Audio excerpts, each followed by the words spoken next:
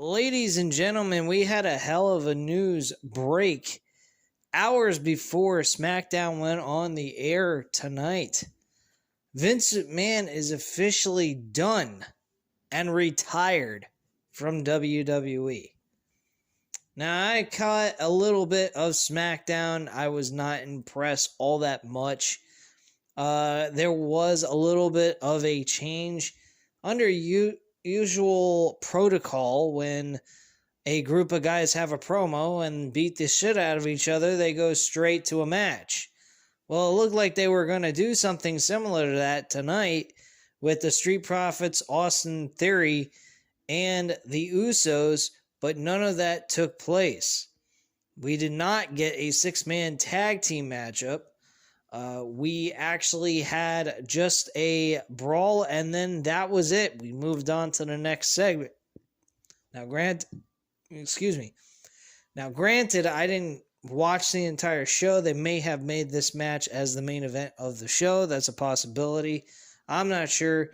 But they didn't go immediately into a matchup, which is usually their formulaic way of making a match get booked.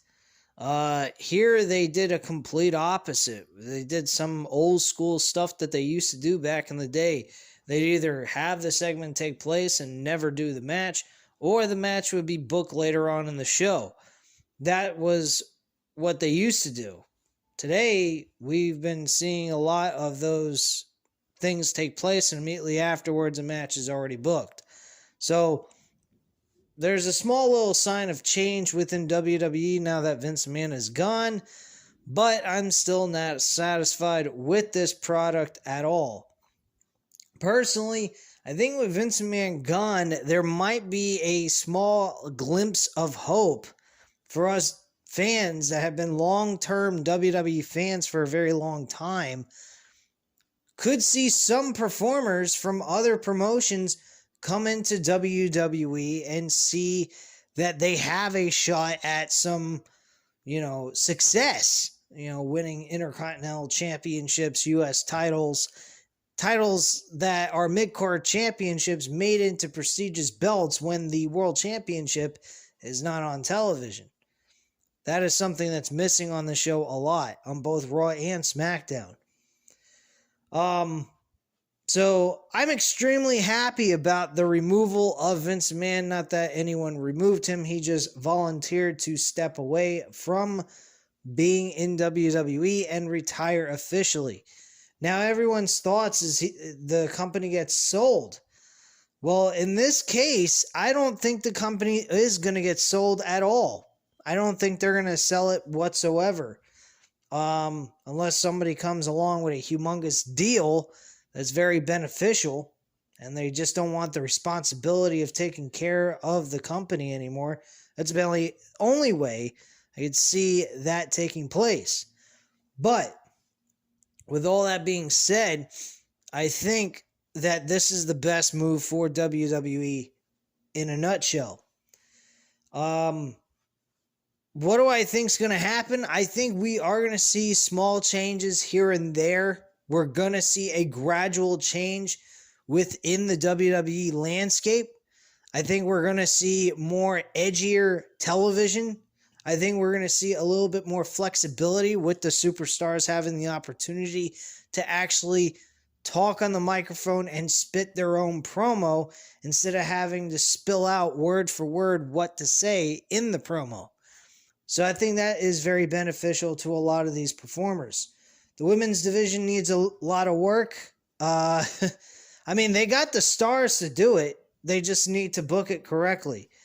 The only downside right now creatively is Bruce Pritchard. But here's the thing. I think a lot of people got it all wrong with Bruce Pritchard.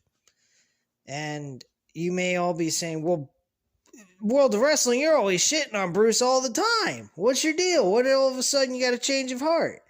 Well, it's real simple. I think Bruce Pritchard and Vince Russo has made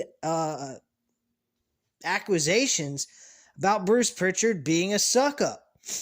Now, if you got a guy running the company doing it right and wants to book the show properly, he's going to book the show properly the way his boss above him wants him to book it. So basically, Bruce Pritchard will do whatever it takes to keep his job and do it the way he is told to do it. So at the end of the day, Bruce Pritchard is not a bad booker. I think he is going to change a lot of things because he has to in order to keep his job at the end of the day. He's not doing it because he likes us. He ain't doing it because he likes wrestling. He's just doing it so he can keep his Mickey Mouse job and get paid so he can fulfill his fucked up, humongous stomach and continue to get fatter by the day. But hey, that's just me. He loves that Titus Catering, I've heard. Bruce Pritchard's a huge fan of Titus Catering. Titus has made some magnificent food. But anyway, I digress. Let's get an AEW Rampage July 22nd, 2022 review. This was a solid, entertaining 1-hour show of Rampage. I don't have too much complaints here. I love the Colton Gunn versus Max Caster rap battle between those two. That was actually one of the big highlights of this show tonight that entertained me a lot. I love Colton Gunn's ability to rap along with Max Caster. But by the end, Colton Gunn was doing a little bit more of like what Eminem did in 8 Mile, which I text my friend and said to Matt 87 Eagle that he should go back to the 8 Mile because Rabbit was getting a little nervous and puking a little spaghetti on his sweatshirt. Just trying to be funny here. Probably didn't come out right, but oh well, guys, I don't know what to tell you. Bottom line, this was a good promo by both of these guys. I give Colton Gunn a lot of credit for what he did in this. I think it's Colt Gunn. Excuse me if I'm saying his name Colton Gunn. It's actually Colt Gunn. I apologize. But yeah, he did a good job rapping along with Max Caster. I think this was an excellent promo by both guys. And I love the little comment that Colt Gunn said about that John Cena wants his gimmick back by Max Caster. Also like Gunn's ability to address Max Caster's father as a tight end, asking whose career lasted longer between his father and Max Caster's father. So I thought that was a pretty nice little diss by Gunn, Colt Gunn, and good job by him, despite the fact he was not exactly in the league of Max Caster, but he deserves an A for credit. I got to give him that much. We had the show kickstart, though, with Adam Hangman Page and John Silver up against Butcher and the Blade. This was actually a pretty decent opener to the show. I think this was a good tag team matchup. And Adam Page ends up winning the match with a buckshot lariat on the Butcher and gets the 1-2-3. I do believe the referee made a slight mistake, because the Butcher's shoulder, I think his right or left shoulder, I don't know which one it was slightly off the mat, which in that case wouldn't count as a 3. You couldn't count him to 3, so there might have been a mistake there. I might be wrong about that, but if you guys, don't mind going back and seeing that to see if I'm right or wrong on that, and you want to leave a comment down below, by all means, go ahead. I'd love to hear from you guys on that. But I think there might be a slight possibility his shoulder was slightly off the mat where you couldn't count to 3 by the referee, based on the rules anyway. But good match by John Silver and Adam Hangman Page. We also had Britt Baker and Jamie Hayter in action as a tag team up against Blue Sky and another female opponent who tag teamed with her. They didn't do a bad job, but this match was easily a jobber's match. These women were enhancement talent, just making Britt Baker and Jamie Hayter look good. Britt Baker was a little selfish in this match. She spent most of the time trying to do the offense, while Jamie Hayter took most of the punishment throughout this matchup. And Britt Baker would basically tag herself in the middle of the match while Jamie Hayter wasn't looking. So Jamie Hayter seemed a little frustrated at the end of this match, despite the fact that they won the match at the end of the day. Referee was kind of raising her hand for victory, and she didn't want it. And then she changed her mind and kind of calmed down, and she allowed the referee to raise her hand along with Britt Baker. Reba is carrying around some sandbag, is what they're calling it. I don't think that is a sandbag. I think that is championship belts inside that bag. And God help us all when they reveal it, because I think that is women's tag team titles. God help us all if it is. I really don't want to see any more championships in AEW. They got enough belts. They got one fucking brand. They don't have a split brand like WWE. They don't need all these fucking championships, for goodness sakes. Enough, please. Thank you. Anyway, they had a promo by Wardlow. He says he is welcoming any challenger from any wrestling promotion, from AEW to Ring of Honor to any independent wrestling promotion that wants a shot at his TNT championship, and he is willing to beat their ass and beat the shit out of them till there's nothing left and pin them 1, 2, 3 and walk away still the TNT champion. I liked the promo. I thought it was excellent, very entertaining for what it was. And I got to admit, I think Wardlow is a long-term TNT champion. I think he should remain TNT champion for about a year or more. If you really want to get technical, keep him champion and have him win the World Heavyweight Championship. At that point, once he wins the World Heavyweight Championship at the end of the day, on this run that I'm kind of coming up with, you have Wardlow drop the TNT Championship, no longer having to defend that title. He only needs one belt anyway, and they could create a tournament for the TNT Championship once they get to that point. That would be my way of booking Wardlow and making him a super big superstar. I don't even know what the fuck I'm throwing superstar, saying super in multiple times in a sentence. Anyway, point being, Wardlow has the potential to be booked the correct way. I gave you guys that. I think that you guys could agree with me on that sentiment. I think he should remain TNT champion for a long time and then eventually win the World Heavyweight title and drop the TNT title altogether and allowing someone else to become TNT champion. I think he should be undefeated and never beaten for that title. Moving on from there, we also had, trying to think here, what was the other matchup we had on this show? We also had the main event, but let me think here real quick of what the hell the other match was. Give me 1 second. So one of the other matches I was forgetting was actually Lee Moriarty and Dante Martin. This was actually an okay matchup. Dante Martin did not do as much explosive wrestling in this match as he usually does.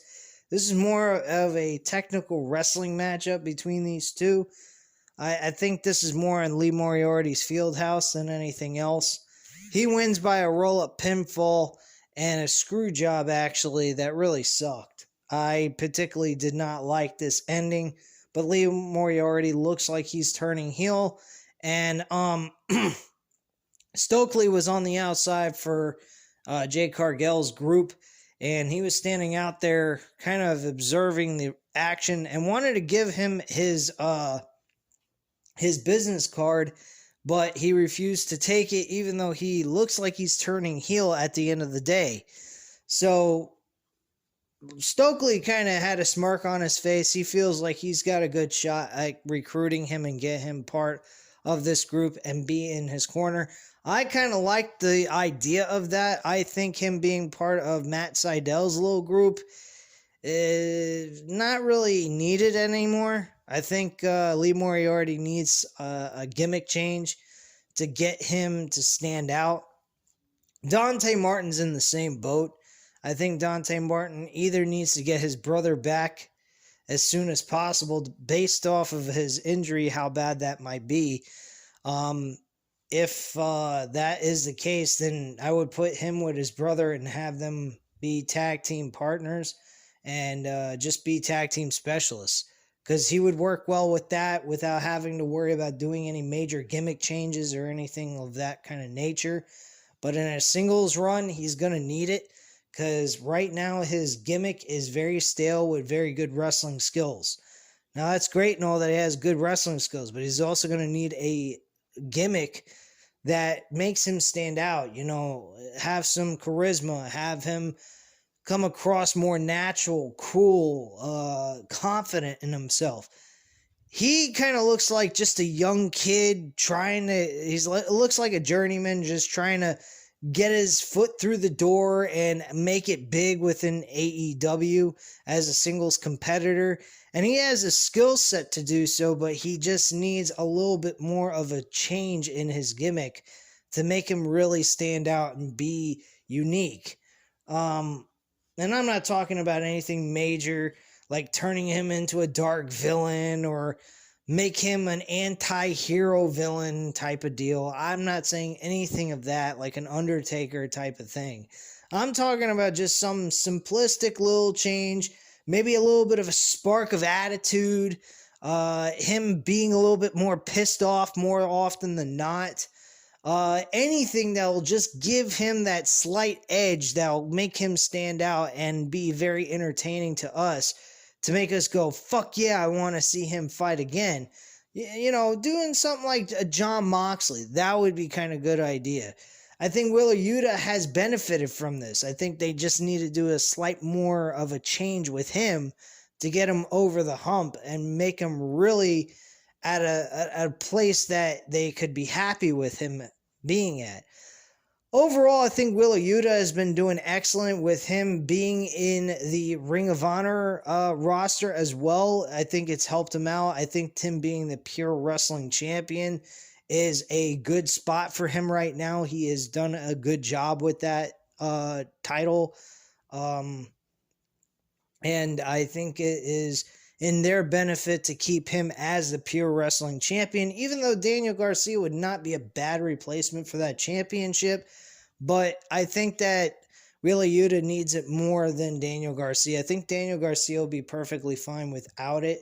I think that he could do something more in the AEW realm of championships, or maybe win tag team gold if that's possible, or win the TNT championship, the All-Atlantic championship. That would be probably the better option to go with the All-Atlantic. Because like I said, Wardlow being TNT champion long-term would be the best bet for them to go with. So that's just kind of my viewpoint on that. And then we had the Claudio cut a promo on the World Heavyweight Championship opportunity he has with Jonathan Gresham. This is going to be a very good matchup. I'm looking forward to this match tomorrow. I will be live, by the way, for Ring of Honor Death Before Dishonor. So keep an eye out for that. I will have it scheduled for you guys several hours before the show goes off the air. So you guys will have notification, be able to log into the chat and be able to communicate with me while I go ahead and go over the review with you guys. But yeah, Claudio versus Jonathan Gresham should be a good matchup. And pretty much just to make it short and sweet to you guys, his promo is pretty simplistic.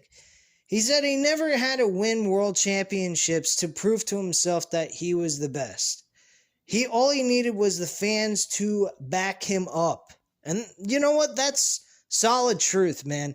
If you got fans that are backing you up, even when you are booked like shit, like they did in WWE, that means a lot. And a lot of people love Cesaro. People had signs that said the Cesaro section and stuff like that. So Claudio has it right. If you got fans that are backing you up and think you deserve the best booking in the world, then you know that you got it all. Because at the end of the day, you have no control over the fact you're going to win a world championship. The promoter of the company is the one that makes that decision in promoting you to become the world heavyweight champion and be the face of that company for the time being. So that is out of their hands, technically. The only thing they have control over is what they do in the ring and how well they can entertain the crowd. And that's basically it. Claudio's got that opportunity this Saturday, tomorrow, and I hope he wins. I really do. Even though I've stated that Jonathan Gresham should retain based on the fact that he wants to face all the AEW superstars and beat them all to prove he's the absolute best, which would be a good story to tell. Claudio definitely needs a win. He needs a major world championship win. He's also been on a roll. I think ending his streak at this point would be silly. I think him becoming the world champion in Ring of Honor is a good idea. This could also lead to other things, maybe a AEW World Championship run in the future, based on how well he can do as the world champion. So I would give him a test run to see how well he does as the champion for a little bit of time. And if people are talking about him in the wrestling news, the internet community and everything else, and people are excited to see him as the world champion, I would keep him. I would keep him as world champion for a while, and then eventually move him over to the main event scene in AEW. I would have him perform in AEW, of course. I wouldn't have him just disappear and just do things on Ring of Honor. Hopefully we get some news on a Ring of Honor weekly televised show. If that's the case, I will be covering it week to week. I'll just need to know where it's taking place, like what station that might be. But at the end of the day, it should be a lot of fun, this show tomorrow with Death Before Dishonor. So keep your eyes out for the notification on that review, because I will give you guys a couple hours notice before the event takes place, or before the event ends, I should say. But anyway, guys, that is pretty much it. We had Jay Lethal and Christopher Daniels main event the show. Christopher Daniels didn't do bad in the ring with Jay Lethal. Jay Lethal did win the match, though, with a lethal injection to end the match, and he walked away as the winner. They then beat the living shit out of him, and Jay Lethal went ahead and put him in a Takia clutch and was basically making him submit while Sanjay Dutt was calling Samoa Joe a son of a bitch. So that was pretty much it, guys. That's all there is to discuss here on this review for Rampage, July 22nd, 2022. So you know what to do. Hit that like button if you liked the video. Hit the subscribe button if you're not already subscribed to the channel. And leave a comment down below, and I'll definitely get back to you on that. And I thank you guys very much for watching, and I hope you have a great night, guys. Bye.